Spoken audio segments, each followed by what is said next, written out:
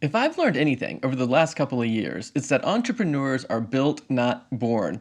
I used to think that you had to kind of be born with this entrepreneurial spirit, but what I've realized is if you want it enough, you can have it. Even if you've never launched your business full time, or maybe it's kind of been in the background a little bit, you can go six figures. You can get $10,000, $20,000 a month within just a few months.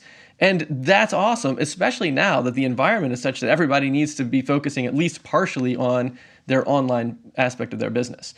But wouldn't it be nice if there was a test to figure out if you're on the right track, so that if you're on the wrong track that's going to fail, you can just cut off the energy and just reinvest it into something that would be more successful? Or if you are on a successful path, wouldn't it be nice to know that up front so you can just kind of keep putting effort into it knowing that you're going to win? And there is a test. To launch a successful web design business today, you need to do three things. And the first thing is you have to bundle together your services into a package that people actively want.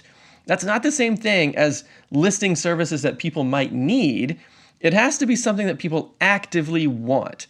And then the second step is you're going to have to get leads for that offer. And then the third step is going to be you have to deliver results, because if you don't deliver results, you won't be able to build social proof and everything kind of falls apart from there. But I've never seen anybody who answers that first question well fail at the other two steps. So then you think, well, how do I get a good answer for what can I do that would be a bundle of services that people would actively want? And you might find yourself thinking, well, I don't even know what to say on my website. Like, I get stuck anytime I try to think of what services to offer, or how to package it together, or what to say on the website or whatever.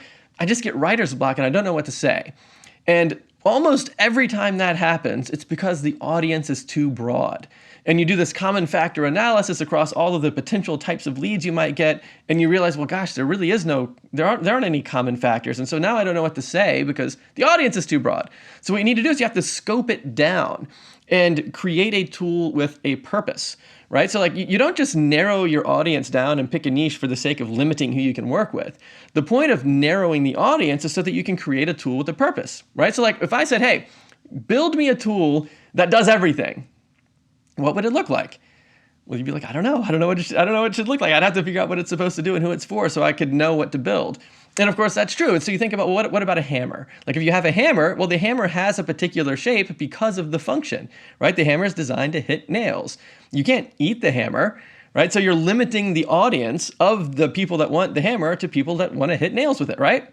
And that's the same idea. So the three steps to answer that first question of what can I do that would be a package that people actively want, the first step is narrow the audience down. The second step is create a tool with a purpose for that audience. And then the third step is talk about the results of the tool. And if you do that, I guarantee you will get far more leads at a much higher price point, and you'll know up front that you're on a path that's going to be successful. So if that makes sense, thumb to thumb for me so I know that you're following with me. Okay, if you want more details into how to do this, check the link below in the description. There's a free video workshop where we go 45 minutes into deep detail on exactly how to position your business in this new way that we've talked about, where you narrow the audience, you create a tool with a purpose, and then you talk about the results of the tool. And that is your solution first agency. So click the link, check that out. Or if you're thinking, well, how do I pick the niche? Well, check out this next video and I review 50 different niches for high-ticket web design.